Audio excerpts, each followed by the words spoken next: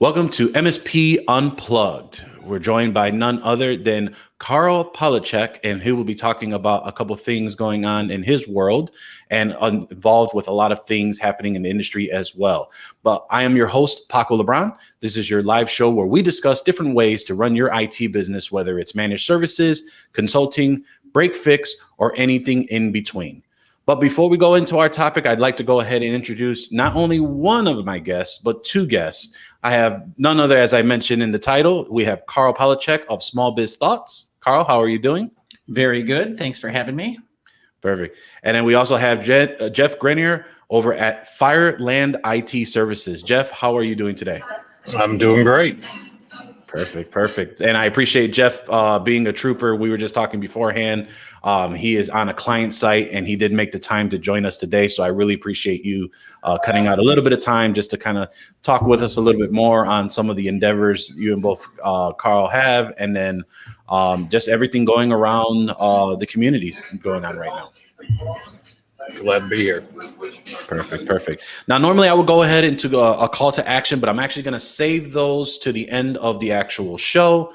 So what we're going to do is we're going to dive in and go into a quick intro. I mean, I think I'm going to go ahead and have Karl do an introduction of himself. I think for those tuning in should know who Karl is, but there may be some new listeners or new people going into the industry. Karl, why don't you go ahead and give us a quick elevator pitch on who you are and why people should know that you're the godfather of managed services. Well, I don't know about that. I appreciate that. You know, it's funny. I have done shows where people say, oh, Karl needs no introduction. I'm like, stop it.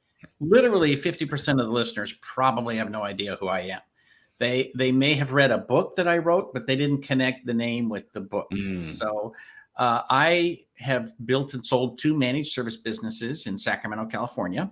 And starting about 15 years ago, I started writing down our processes and procedures and writing books for the IT industry on how to run a successful IT shop. And of course, that became managed services. And my best-selling book is Managed Services in a Month, which is now in its 3rd edition. So people may have heard of me from that. And I constantly doing things to help people improve their business. My literal goal for my life and my business is to help as many people as possible be successful in this industry. So whatever else I do, that's what's behind it. Very cool. Yeah. And it's funny because when I was on your show last, we actually talked about that book and how I actually got a hold of the book. So at the time I had just started dating my fiance, and she was understanding that I was trying to go into this full time. I was a break fix shop. I had mentioned, managed services. So somehow she just Googled on Amazon, she searched in Amazon and saw managed services provider. It was like how to start managed services in 30 days. And it was the 2nd version at the time. She went ahead and ordered for it, gave it to me as a Christmas gift. And if anyone knows me, I love business books. Really, I just have this unquenchable thirst for information. So this was great, flip through it. It was not that big of a book. I mean, it was a very good read, and it really helped me understand how to get into that space, because what Karl says in the book, and if you haven't read it, definitely pick it up, and we'll have the link in the show notes, is you can do it your own way up when you first get into it, but just make sure you do it. And then when you get back to it, you can refine it. And that's how I was able to understand that, okay, I don't have to do it like everyone else, just get it done, but take these things into consideration. So I thought it was a really great starting point for me. I found out that there was a 3rd version of it. It said, hey, if you bought the previous version, email us. Went ahead and emailed Karl's team. They were gracious enough to give me that PDF copy, and reread that new version, which it was the 3rd version at the time. I'm not sure if that's the current version, Karl, or is there a updated version? 3rd version is the current version. I love that story. I like to joke on Facebook, hey, Mother's Day is coming up, and Managed Services a Month makes a great book, right? Yeah.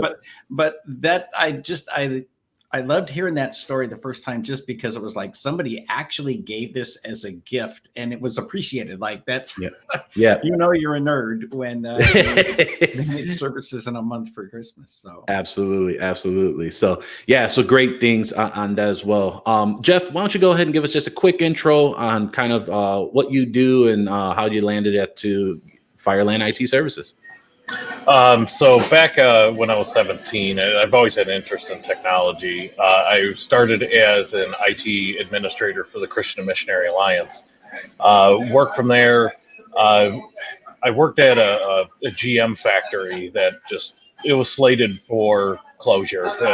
Like we all know the story of the auto industry. And I originally, when I was in college, I minored in IT systems. And that's kind of what got me into it. I saw, hey, there's a need in our area specifically for honest, IT services, IT services done right. I had a lot of people that had me moonlighting outside of what I did at the church, and saw, hey, there's definitely a need here. Friend and I got together, and we started what is now known as Fireland's IT Services. We started that in February of 2007, and we have grown into one of the larger IT service providers in northern Ohio. We're based out of Sandusky, if you've ever heard of Cedar Point. If the apartments weren't behind our office, I could actually see Cedar Point from out back of our office. So we're just minutes away from Cedar Point, if that puts an idea of where everyone might know where we're from. So we operate about a 11-man MSP here in Sandusky. We own a voice over IP service provider, and we also have another division out of Fredericksburg, Virginia, that is our cybersecurity service division. Very cool. How far is that from Findlay? Because I was actually just there over the weekend. My daughter actually moved out there. So actually went over there. We actually spent some time this weekend, brought her back to a comic book convention that was here in town, brought her back over there. I mean, that 5-hour drive was definitely something. So how far, where are you close to Findlay there? We are about, I want to say about an hour. If you would have stopped at the Dunkin' Donuts in Findlay, that is a franchise that we service. So one of their store is actually a store that we service. We pretty much service all of Ohio. We actually have, if you go down 77, our farthest out store or client that we service is 20 minutes from the West Virginia border. So it's about a 3-hour drive for us to get there. Thankfully, we don't have to go there much because of this great remote technology, but we're pretty large in coverage area. So about an hour from Findlay, I would say, from our office. Gotcha. Very cool. So wrapping back to you, Karl, I think so you mentioned that you had ran 2 successful MSPs out of Sacramento. Are you still in Sacramento? Are you somewhere else in California? Cool. No, I'm in Sacramento. Okay, very cool. And so after that, and I know you've mentioned that it's your purpose now to really help educate the masses through many things that you're doing. Why don't you talk a little bit more on how kind of what you decided was a very big impact, or what you could make as a big impact to the channel / MSP / IT industry? Well, early on, like my first actual book was a book of forms on how to document a network. Okay. And I remember when I presented it at a conference, a guy came up to me and he was like, "What are you doing? You're giving away your secret sauce." And all I could think of is, there is no secret sauce. You know how to document a network. Everybody in this room knows how to document a network, but they do it different every time. They have each technician do it differently. Some are in Excel, some are in Word, some just make stuff up. Some people wrote elaborate databases. And so I said, this is just a way for you to bring consistency to your clients and consistency to your employees, and make more money. And interestingly enough, many people don't know this. That first book, the Network Documentation Workbook, made more money for me than any book I've ever written, including managed services in a month. Interesting. Okay. So it was just very, very popular. And I think it demonstrated that the industry had reached a point where it was ready to go to the next level. It was ready to be standardized. It was ready, because if you think about it, Jeff, how long have you been in business, more or less? It would be coming up on 15 years, I think. I think it was 14 this February. Right. So Nice. 15 years ago, you could not hire somebody who had 10 years experience as a technician in managed services, or as a front office manager, or as a bookkeeper, or as a service manager, right? I mean, all the roles, we were just at the point where we were becoming a real profession. And so today you can hire somebody with 10 years experience in every role in your company. And so, I was just lucky to kind of be there at the beginning and see, like, we can turn this into a thing. And I have to be honest, if everybody on this listening has not read The E-Myth Revisited by Michael Gerber, you must stop, go buy that book, read it this weekend. It is an easy, fast read, and it's phenomenal. And somebody handed that to me when I started my business, and I was like, I'm going to standardize everything, and I'm going to document everything, and right, and that has served me very well. And that's a big thing to say, right? And I think John Dubinsky, who's involved in the community as well, he has always mentioned that not only can documentation really be that end all be all for your business in multiple ways. It could be a full-time job to get that all sorted out, depending on the size of the and how much of a mess the IT business is. Right. And two, I think it's a huge ROI component. And I think a lot of people don't understand that, whether that is understanding the services that you have and you need to consolidate, so reducing costs. There are ways of finding tools that become more efficient, so you're saving on payroll and efforts on that route. And then also the ability of finding things that can leverage to customers, which is increasing revenue. Documentation is such an important piece, that to the point where it is so critical, but I think a lot of us always tend to leave it as kind of I need to get to that is the phrase I always hear. And I was guilty of this very as much soon. That's why I had to hire a service manager. I had to make sure that, to have him really get down. And it created a lot of work for me. But what it also helped me do was it also created that accountability. And it really helped me understand if we do this, it'll be a lot less painful later than it is going on right now. Right. From seeing that, and I'm sure you've seen a lot of IT business owners kind of suffer the same issue. Have you seen any benefits or any differences from, let's say, a one-man show versus one that's running employees? Are their documenting needs similar, the same, or probably one is worse than the other because of the components involved? Well, I would say clearly you need more and more consistent documentation when you have employees. But one of the things that you didn't mention in the list of benefits is branding. Right? Your documentation can be part of your brand. Mm-hmm. It used to be that many people believed in this business that if you don't tell anybody what the password is, and you don't give clients their own passwords and that kind of stuff, then that's job security. But time and time again, we would come to places and we would have to start documentation from fresh because the other people took it with them or never had it in the first place. And so we would always tell clients, this is your documentation. You paid for it. You own it, right? Yep. And don't ever let anybody take this away from you. And so, that branding makes you more professional, right? Yeah. And so when you think about small versus large, a one-person shop that has great documentation can call in help, right? Like many people. You're a one-person shop, or maybe you have 2 employees or 1 employee. Then you get a big job. You need to, upgrade 100 computers. Well, you can put out the word and say, okay, I need some, other IT professionals to help me out. Here's your checklist. Here's how you do it. Here's exactly what we're going to do, the order we're going to do it. And suddenly you've massively expanded your ability to provide services.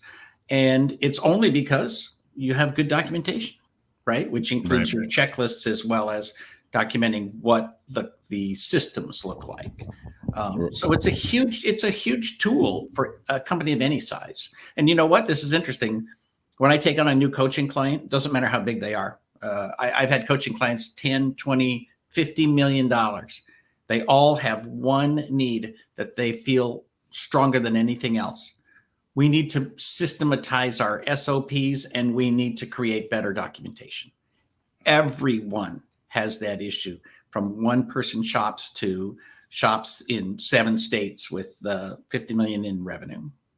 Gotcha. Yeah, I mean, it is one of those where it speaks a test of how you run your business. So, for example, for us, I was a solo one-man show up until February of 2020. And then obviously COVID hit, and it was this big impact and draw from all of my existing clients. And then M&A was running rampant. So then I had smaller clients, because we have to deal with clients on the smaller size, 20 users or less. And they were just flocking towards someone that could give that more local touch, that more person. And I needed to really work my efforts to be able to say, okay, I got to scale this and I have to figure out what I need to do. So employees was my solution on being able to help with back office. That was my first hire, getting a remote tech, getting another remote tech, get some subcontractors and some other people that can help me out, at least in the interim. But what I found, exactly like you said, is unfortunately, it brought me even more work because I knew where the bodies were buried. And that's the phrase I like to use. And it's one of those where it's like, I didn't document all of this to be able to have my level 1 tech, Brian, handles things on his own when he's onboarding a system. And the assumption is, all right, he'll just run this and he'll run with it. But he didn't understand why that was happening and what was being caused and what he's looking for. And he was unable to see if anything was wrong. And I think that's the other piece too, is when not only are we trying to do things and get them done, but are they being done right? Because then they're going to bite you in later on. And a big piece of this is like configuration of backups, making sure that things are being set up on a client onboarding, things like that. So yeah, again, documentation is such a huge piece of that realm. And, the fact that, people are hiring you and for consulting makes that argument of how important it is as well. But I think you've mentioned, obviously, you're a writer of books, you've done consulting and you do speak at shows, but why don't you tell us a little bit more about the community you've kind of established? Because it sounds like this is kind of coming from that need of what you've been hired for, what you've seen kind of moving along as well. So in 2018, I was looking at, bringing out a bunch of books all at once. And then I looked at people would email me and they'd say, oh, I own every one of your books, right? That's a very common thing. And so I said, okay, let's see who actually owns every book I've ever done, right?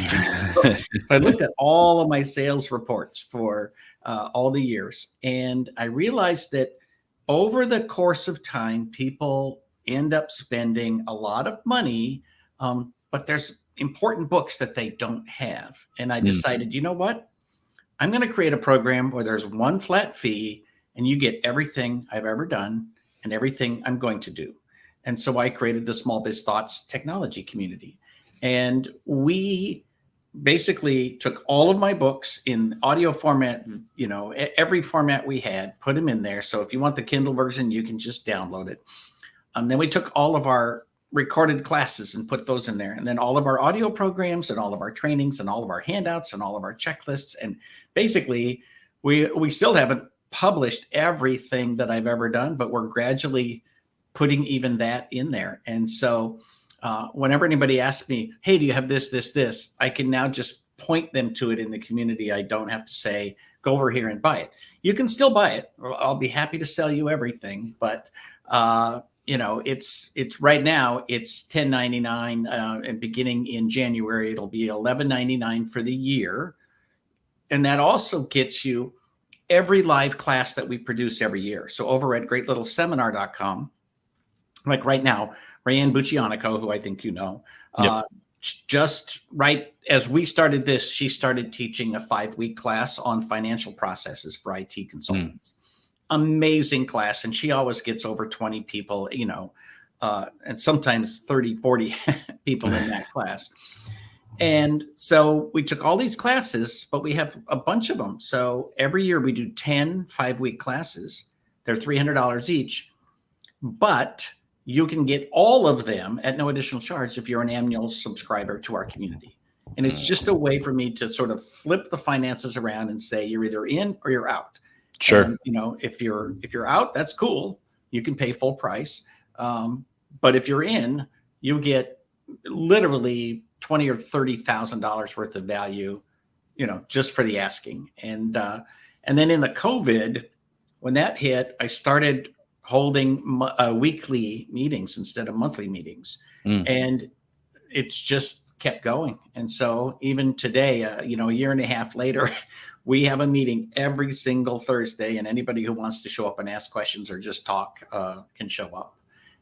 So it's a great community, and we're pretty active, and we have a lot of really great people. And so encourage people to check it out at smallbizthoughts.org. Perfect. Definitely a lot to unpack there. I think that, let's start with the seminars. And, I actually had my office manager attend one of Renee's sessions through Great Little Seminars, and she thought it was great. And that topic was how to properly configure your PSA with your accounting system. And so obviously Renee is very much into the Autotask world, and we're in the Synchro world. So, but the ability of how she explained it was we were able to take that away and apply it to our own system to prove that that is a benefit to the community. Now, I was one of the fools that paid full price, so that's why we had to make sure to go all in. But I think it just attests to your commitment on what you're doing for the community, and to understand, one, that this is something that is thriving, and there's a lot of great people that are leveraging it.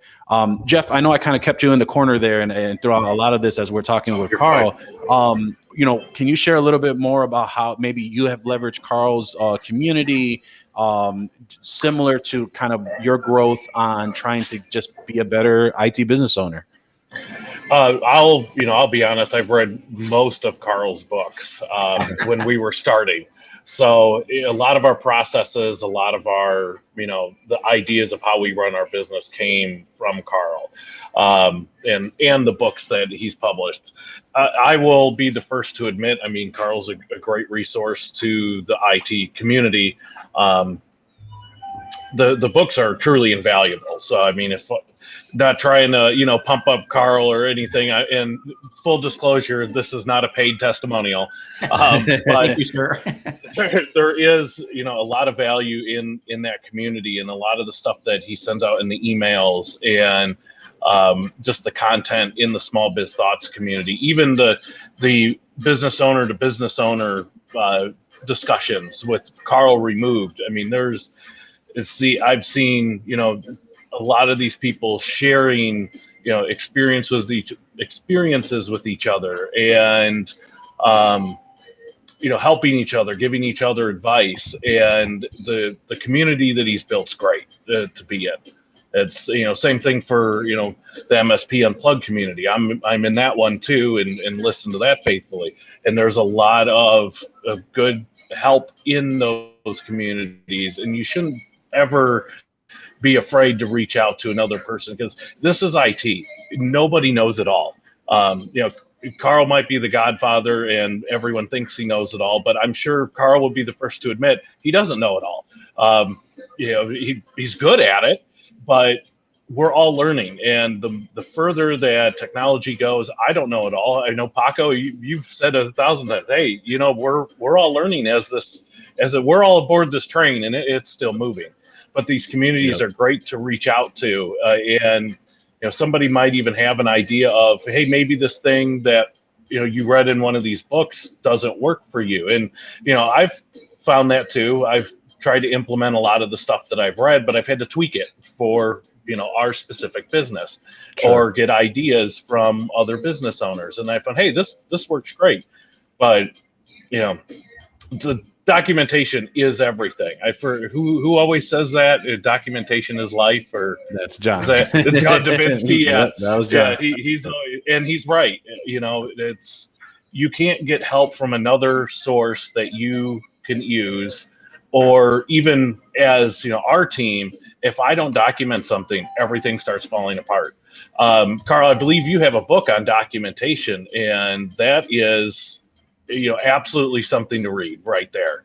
A lot of good places to begin, a lot of good practices, and there should be an industry standard, I think, for documentation. So if there is a handoff, I know Karl, you touched on this, but if you have a handoff to another provider, or just the client, that way everybody understands what's happening there. And I'll make note, for all those listening, and I know this might anger some people, but the documentation is the client's property. At least that's how I feel. They're paying you for that service. Yep. So they technically own that documentation. And some places they like to hoard it like it's their secret key. But either way, documentation. It's interesting. Couple of things. First of all, I would say on communities, people sometimes act as if these communities are opposed to each other. Yes. I love all the community leaders I know, and we all share stuff all the time. Paco mentioned he was just on my podcast. Now I'm on his podcast. This morning, Richard Tubb posted up a group photo, and he said, "Is there any other industry that you know of where people have more peer groups than in IT?" Right? The Tech Tribe does it, Dave Seibert does it. They're all over the place, and it's almost like reading a book. People don't just join one community; they join a bunch of them, right? Why read one book, when you can read 50 or 10 a year or whatever? And so it's the same thing with communities. You should join as many as you can and get all of those juicy good ideas, because everybody I know who's successful in this industry is really smart. So you should listen to them all. Yeah. I mean, I think there's so much to say to that. And like you said, you hit it right on the head, Karl, is that there's some communities that feel like they just can't commingle for whatever reason, because it's like, oh, we're splitting the audience, right? And whatever the case may be. But there's so many communities out there, and you mentioned quite a few of them that are great. There's Marvin B over at Podnuts and Door to Door Geek, who run that network. There's Lori Tishney, who runs IT Owners Compass. There's Nigel Moore, like you mentioned, from Tech Tribe. I mean, these are all great communities, and we all have overlapping members that kind of like everyone's style, because not everyone does it the same way. And I think that's what's great. Everyone has their own way of doing something, and there isn't competition. And I think that's what has been really the biggest piece, at least for us, is there's so much work that's available that just one business owner cannot handle all of it. And I think there's a way to be able to handle and do that. As you mentioned, Jeff, documentation is life. That was a running joke at TechCon Unplugged this year, where me and John are big Ted Lasso fans. So for those that haven't watched the show, there's a character there that always says football is life for soccer. And it was a rendition of that. And that was kind of the running joke that weekend. But carrying on from what John Dubinsky has always instilled with the community is, if there's one thing I know for sure, is I do not know everything. And that is a big piece to that, to understand that there's so much to learn. And the moment you feel that you have learned it all and there's not much you can learn I feel that you've reached the end of your growth, and you will be left behind, because things are changing constantly and you have to keep up. This is the nature of any industry, especially for IT. But yeah, let me take a quick break. Oh, no, go ahead, Jeff. I was saying, I don't think anybody that runs any of these groups, whether it's Lori or you guys with MSP or Karl or whatever, they don't have any ill will intention of it's a community. It's if you don't feel that you fit, then find one that does. There's plenty out there. Exactly. Yep, exactly. I mean, perfect for us. Like we have a zero tolerance to IT business owners and techs that feel that their opinion is fact and making other people feel inadequate or dumb or stupid or whatever. And we ban them right out. Like that's just not what's here. This is a group for learning. And there are other Facebook groups out there that allow it, which is their prerogative. That's how they want to run their group. We run ours a little bit different because we want to make sure we have that space where we don't need smart Alex. We're all about good rapport. We're all about shooting the stuff back and forth to people, giving a rib or two. But really, when it comes to someone asking a question, no one should ever feel that they're kind of scared or worried to ask a question because they're going to be viewed or looked down on because we were all there. I mean, and there's still things that I don't know myself that other smarter techs and smarter IT business owners know than myself. And I'm okay to admit that. So just something for us to move forward to as well on that community piece. We're going to take a quick break and then we're going to dive into some of the cool things that we got going on for the IT industry, and a really important piece as well. And Jeff kind of talked about it a little bit at TechCon Unplugged. So we'll kind of dive into that here in a minute. But if you would like to support the show, please go ahead and head to patreon.com/MSP Unplugged. We want to thank those that continuously support us over there.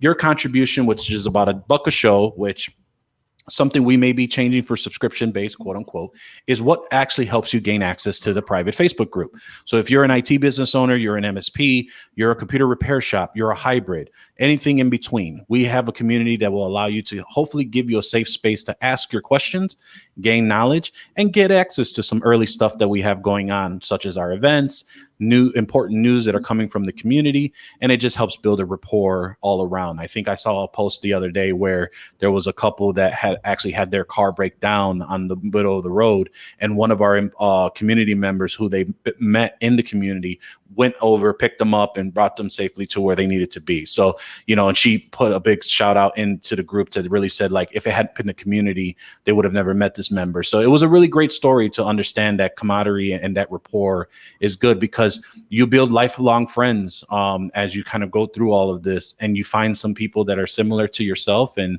you attach yourself and you kind of learn together. So great place to be. Again, if you're interested in joining, patreon.com/MSP Unplugged, feel free to contribute there. Also, if you can go ahead and leave us a review on your favorite podcatcher, it would greatly help us. It'll help other like-minded business owners find us. We're on Apple Podcasts, Amazon Music, and Spotify on all your favorite podcatchers there. All right. So we're going to go ahead and dive into, I think, a very important cause that really a lot of the IT industry and the channel should know about. And I'm talking about the National Society of IT Service Providers. Say that 3 times fast. But the society that has been formed, and I'll let Karl kind of jump right in, was formed in this need where we're getting to a point where regulation is coming. And I think that it's a point where not only is it inevitable, but what are we doing to kind of be a part of the conversation? What are we doing to be involved? And so we're not just taken aback and it's just going to happen. Karl, why don't you kind of just share kind of where the idea came from and how it became what it is today? Well, it's been a very quick trip, I would say. You were involved in the first get together that we had, but basically I started some blog posts looking at our industry, and we're at this point in time where a lot of stuff is happening at the same time. And a lot of it is driven by the explosion of ransomware in the last couple of years. I mean, we thought it exploded, and then the pandemic happened and it exploded 10 times more. And so, it used to be ransomware. They were asking for literally $100, $500. Now it's millions of dollars, and it's funded by international corporations, and the Russian government and stuff like that. So, but it's brought to light that a lot of people who are so-called in our industry are not doing a very good job. They sell managed services, but they don't actually maintain client systems. They don't document what they're doing. They don't do high quality work. And it's time for us, as an industry, to step up and become more professional, to hold each other accountable, to develop a standard set of values and core beliefs that we can say, this makes you a professional IT service provider. You don't have to do managed services. If you want to do signage, or you want to do break fix, or you only just want to build systems, whatever it is, you should still have a certain level of honesty and transparency. You should meet certain standards. You should train your employees. You should pay your taxes. You should have a profitable business model. So I wrote a series of blog posts, which then became a document called the 9 Pillars document, which is over at nsitsp.org. So that's National Society of IT Service Providers, nsitsp.org. So that document is there. And then I said, look, these are just my ideas. And I'm one person, one millionth of the knowledge in this space is inside my head. So let's get everybody else together. And so we had a couple of meetings, and in very short order, hundreds of people registered for the website and said, I want to help, I want to help, I want to help. Nice. And so we put together a board. We mentioned Rayanne Buccianico earlier. So Rayanne is on the board, Jeff is on the board, Eric Simpson, who many of you know, Amy Babinchak, who owns a managed service business in Michigan, and Chris Barber, who is an MSP from the East Coast. Who am I forgetting, Jeff? Larry Mandelberg, who is a business consultant. So we have Heather. Oh, and Heather Johnson from Gazinta, right? So we have got a great group of people who, lots of MSPs, obviously, since that's the primary group. But we got a couple of people who are sort of vendors and so forth. And now we've got committees. And so I think we have 3 committees, and with luck, we'll have a 4th one soon. But basically, part of what the group is doing is to get our message out. I talked about ransomware. Ransomware attacks happen, and the media come out and say, why would these people outsource their IT? Why don't you just do it yourself? And other people in the media are like, well, why would you use such a dangerous tool where people can break into other people's systems? It's obviously not very well made. They clearly have no idea what they're talking about. Right. And there's no one representing the voice of the actual IT service provider in the SMB space. So all of that is separate from the fact that one thing that we can do is to figure out, how do we get a seat at the table as this legislation emerges? Because laws are coming into existence very, very quickly. In January is going to be a new legislative year. And the way that legislators make a name for themselves is they pass legislation about things that are in the headlines. So I guarantee you're going to see legislation about cybersecurity, managed services, and so forth. And we need to be involved in that discussion. Sorry, that was a long-winded intro. No. And I just want to make sure that we're clear on this, because I know I've brought it up in some of the forums, and a couple of people have completely misunderstood the mission. Is we aren't proposing that legislation happens on the MSP. We know the legislation's coming. It's going to happen eventually. Something good happens and the government sticks their fingers in it. However you want to look at it. We're proposing legislation that protects the MSP. We're trying to get a seat at the table to help form that, rather than the government just run off with it. Yeah, no. So essentially, from what I'm understanding, is that we're trying to advocate the voice of IT service providers, and understanding that for those that are trying to do the right thing, and they are trying to make sure getting obviously that seat at the table, which makes sense. I think that, right now, as we were trying to kind of figure out, we're in an interesting industry. There's no standardization. There's no specific license. There's no board. There's no kind of like what lawyers and union plumbers and electricians and all the stuff. Obviously, I'm preaching to the choir that you've all mentioned. And, it's a very important piece to have that. And there just wasn't anybody, at least from what I can recall, that are advocating for this. I think that there are some other things that other organizations are kind of focusing on, but not this specific topic of ensuring that we have a voice. Now, Karl and Jeff, are you looking to try and expand this into multiple states? And that's how the committees are formed? Are the committees doing specific functions for the org? How has that kind of been working out? Well, right now the committees are topical, I guess. There is a finance committee looking at, kind of running the organization. There is a formation committee to look at creating other committees. Which committees do we need? How will they be structured, and so forth? And then there is a legislative committee to look at what should our legislative approach look like, and so forth. We have people in all the states, and part of that formation committee is going to define, like, okay, how do you become an official, state chapter, and so forth. We don't want to create a separate, nonprofit association in every state. We want, that just becomes too much bureaucracy. Sure.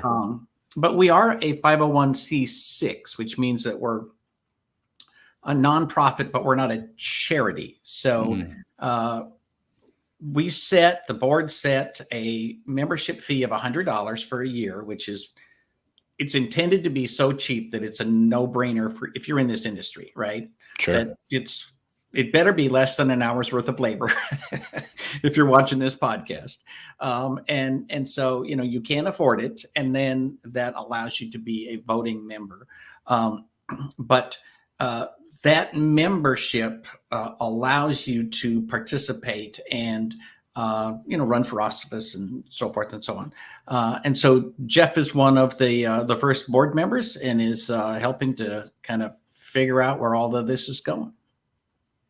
Very cool. Very cool. And I definitely want to point out that we're, Karl, I know you'll resonate with this. We are committed to being a grassroots from the bottom up organization rather than a top down organization. So being part of the membership as the board or executive directors of the committees, that we want to listen to what the membership wants and have the membership mainly steer the ship. Very cool. Yeah, it's interesting. That was one of the early decisions of the board, and I think it's been mentioned at every meeting since then. And I got to tell you, the people who have been, engaged so far have been working their tails off. Jeff, you probably sit in at least 2 meetings a week. I know I sit in at least 4. And, instead of meeting monthly, the executive board is meeting weekly just because there's so much work to get done. And it's amazing how little can get done in an hour. And all the committees are meeting on a regular basis, just trying to, show something. And we have a meeting on November 17th that we are going to be posting notes about very, very soon. But basically, set aside November 17th, 9 a.m. Pacific for a meeting, a national meeting of the NSITSP. Very cool. So for those that want to get involved, they can go ahead into the website, enroll in a membership. Is there a vetting process? Is there a way for them to, if they wanted to get more involved than just being a member? If someone wanted to get kind of just really get into it, is the membership the best way to start? Well, so the easy way to get involved is to go to nsitsp.org, and you can register for free or as a paid member. Obviously, we want you to be a paid member. And we are starting the process of organizing the volunteers. We have lots and lots of people who have volunteered, and it's just sort of like, all right, we got to make sure we have something for them to do, right? Sure. Rather than just throw them on committees where they may or may not be interested. But everyone can join. And then as we begin moving things out, we will have more and more committees. There is just a ridiculous amount of work to be done. And obviously the legislative committee will need the most people, because ultimately I would like, this is just me, but I think that the way we're going is to say, look, here is some model legislation, and we would like to begin educating state legislators. We would like to offer educational services to small businesses and have states endorse that on cybersecurity, on what is managed services, on, how do you hire somebody who actually knows what they're doing, and what can you expect, and what would a professional look like? Yeah. You talked about how, plumbers and everybody else, the big thing that the analogy people like to say is, look, the person who cuts your hair has to be licensed, but not the person who supports your, $22 million cloud-based business, right? So, And critical infrastructure at that. yeah. So, we want everybody to jump in and join, and that way you're on the list. You get, you'll be able to vote in the elections. You'll be able to run in the elections, and so we just want people to go there and sign up, and we'll get volunteer opportunities for you as quickly as we can. Gotcha. Yeah. I mean, I have headed quite a few nonprofits. It is not a easy thing to do. There's a purpose to the paid membership. It's the way that things can get around. Like, there is a actual infrastructure that needs to be maintained. Whether that is things that you're trying to do that are going to be great. There are things that are just basic day-to-day needs that need to be paid for. So I encourage you all to definitely, if you register and you have it, the capability to do so, be a paid member. I mean, I think that the fact that, nonprofits in general just require this because that is the livelihood and the bloodline that's going to help get that mission forward. So really do express if you are going to join and you have the ability to do so, that's going to be a membership well worth it. Jeff, you got any? I'm sorry. Go ahead, Carl. I was just going to say, and just so people know, this is not a thing where, the membership is paying for board members to fly on jets and, live a luxurious lifestyle. We're paying for constant contact so that we can get an email list, Yeah. But there are some legit expenses. So, Mhm. but I don't anticipate that we'll ever have, an executive director with a $500,000 a year salary and a boat that's paid for by the association. Jeff, any other words you want to share? Really just that, if I encourage everybody to get involved, and I'm not just saying that because I'm on the board. I'm saying it because I'm an MSP. I'm a business owner. So, I mean, as you guys know, I literally had to cut time out of my day while I'm at a client site. So I'm in the trenches just like the rest of you. And, the legislation that the government may try pushing on us and will eventually push on us, it's going to impact your business. So, you need to have a seat at the table. You want to have a vote in this. I don't know of any other organization that is currently doing this. I don't believe Karl does either. And that's why he, started this initiative.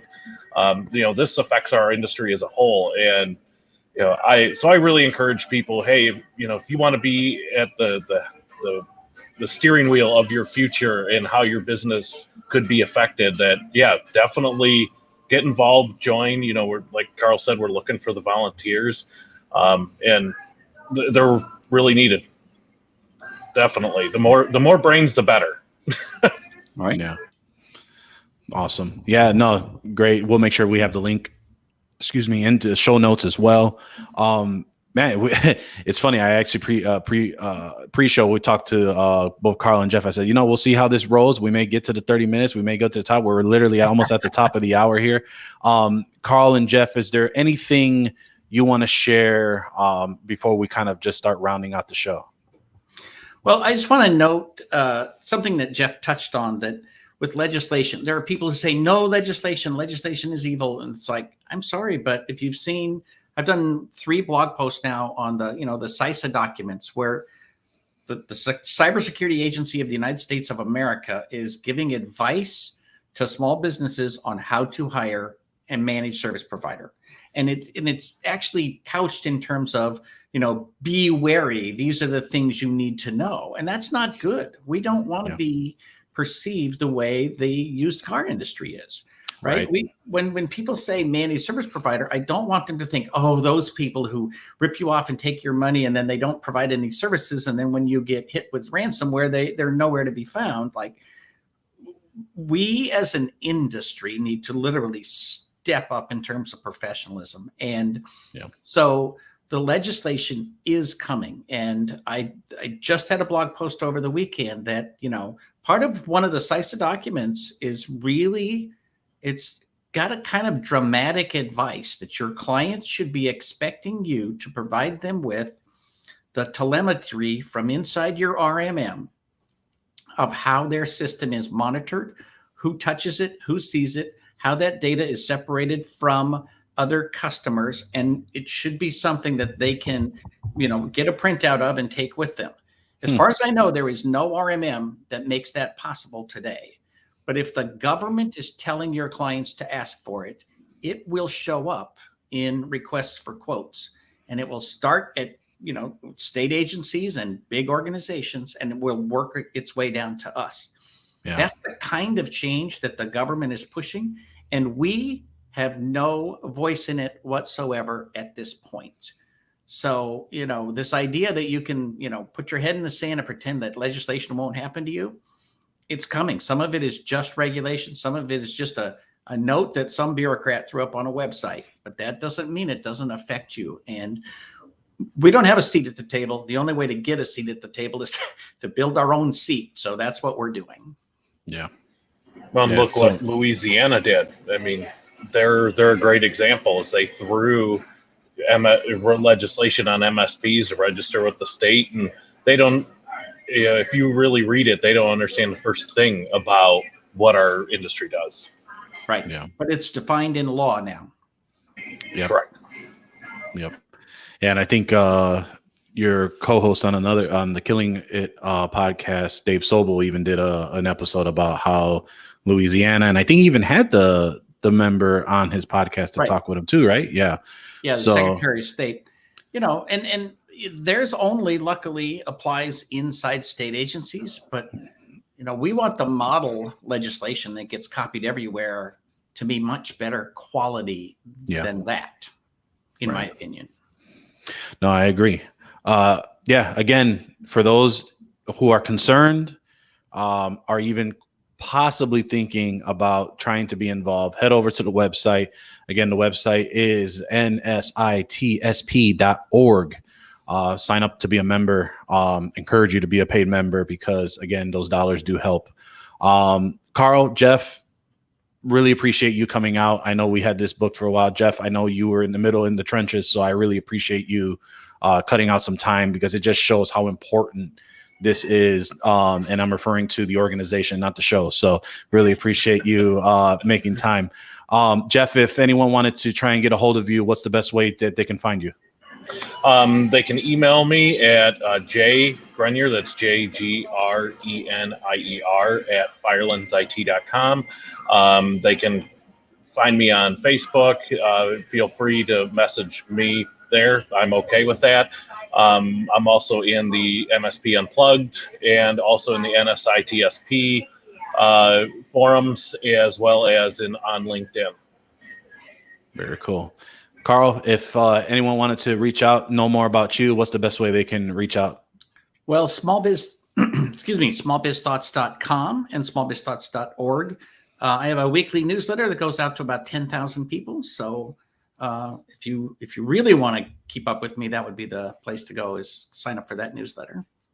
Very cool. Very cool. Gentlemen, again, really appreciate you coming out. Feel free to stick around or if you want to cut out, you're more than welcome to as well. Really appreciate it. Couple things we got going on here. This is our call to action. We will not be having a show in the next 2 weeks, and I will share why.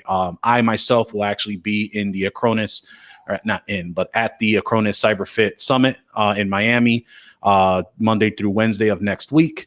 The following week, I will be at the Channel Partners event from the 1st through the 4th. So that Monday through Thursday. So those 2 days, we will not be having shows. If you're interested in going, feel free to head over to Acronis's website of CyberFit or on Channel Partners. I actually just put a post if you needed a discounted ticket. I will be speaking there and accepting some awards that they have gave out to me in the business. One thing that was shared in the MSP Unplugged group, it saddens me to say that John has will be at the end of the month leaving the MSP Unplugged community. He had retired back in at the end of 2020 when he sold his MSP. Really great friend to the network. He has some other aspirations and, just wants to enjoy his family and retirement life. So we respect that. He was a very big instrumental piece in revitalizing our community in the Facebook group. Filling in his place, big shoes to fill, is Rick Smith over at Renactus Technology. He will be the new moderator of the Facebook group. So you'll be seeing more of Rick as the coming weeks and days. We appreciate him coming involved in that. And Rick will start to become more and more involved in MSP Unplugged as we got some more news to share. Unfortunately, I can't share any of that until closer to the end of the year, once we get Jeff back onto the show. And also we are really just want to make sure that everyone is signing up for the newsletter on TechCon Unplugged. We will be making the announcement of where TechCon Unplugged will be next September of 2022. That will be announced at the end of the month in the Facebook group and in the newsletter. Then we will wait until the next episode, which will be November 9th. We will have AJ Singh over at Ninja, and that's where we will make the official announcement to the public on where we will be next year. And I can tell you that I'm very excited as we're just working on some of those details right now. But tune in, sign up for the updates if you'd like, or join the Facebook group as well. So again, really appreciate everyone coming out. Come join us every Tuesday at noon Eastern, 11 Central. Watch live and hang out in the chat room over at youtube.com/MSP Unplugged. Subscribe and hit the notification button so you'll never miss an episode. Use your favorite podcasting app to go ahead and take us wherever you go. We are on, again, Apple Podcast, Amazon Music, and Spotify. Once again, thank you for listening, and we will see you next time on MSP Unplugged.